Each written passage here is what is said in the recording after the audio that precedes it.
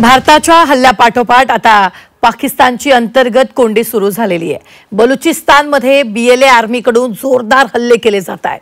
पाकिस्तानी सैन्याच्या 14 पोस्टवर बलुचिस्तान आर्मीने ताबा मिळवलाय आणि त्यामुळे पाकिस्तान चारही बाजूने आता अडकलेला आहे। पाहूयात।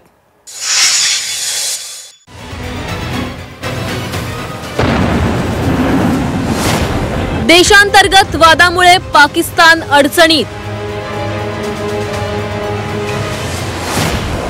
भारत आणि बलुचिस्तानचा पाकिस्तानवर दुहेरी वार। पाकिस्तानच्या 14 पोस्टवर बलुचिस्तान आर्मीचा ताबा।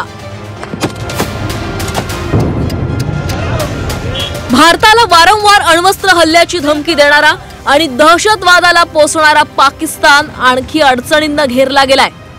एका बाजूला भारत पाकिस्तानातील दहशतवाद्यांना लक्ष्य करत जोरदार हल्ले करतोय, तर दुसऱ्या बाजूला पाकिस्तानच्याच बलुचिस्तानमध्ये पाकिस्तानी सैन्यावर हल्ले होतायत।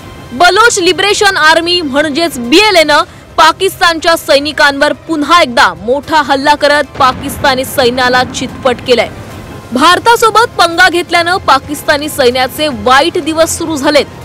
भारत पाकिस्तान तणावादरम्यान बलोच लिबरेशन आर्मीनेही पाकिस्तान विरोधात मोर्चा वळवलाय। बलोच आर्मीने पाकिस्तानच्या क्वेटामधील 14 पोस्टवर ताबा मिळवत पाकिस्तानी सैन्याला उलट्या पायांनी पळून जायला भाग पाडलं। इतकंच काय, तर बलूच आर्मीने गॅस पाईपलाईनही उडवल्याचा दावा करण्यात आलाय। त्या लोकांना आता ही एक प्रकारची अपॉर्च्युनिटी वाटते आणि त्यांच्या सर्व्हायव्हलचा प्रश्न आल्यामुळे ते आता राष्ट्राचा विचार न करता स्वतःचा विचार करू लागले आहे। या हल्ल्यानंतर पाकिस्तान घेरला गेलाय। BLA ने क्वेटावर हल्ला, तर TTP म्हणजेच तहरीक-ए-तालिबान पाकिस्तानने पख्तूनख्वावर हल्ला केलाय। तर सीमा भागात भारताकडून जोरदार हल्ले होतायत, त्यामुळे पाकचं चांगलंच कंबरडं मोडलंय।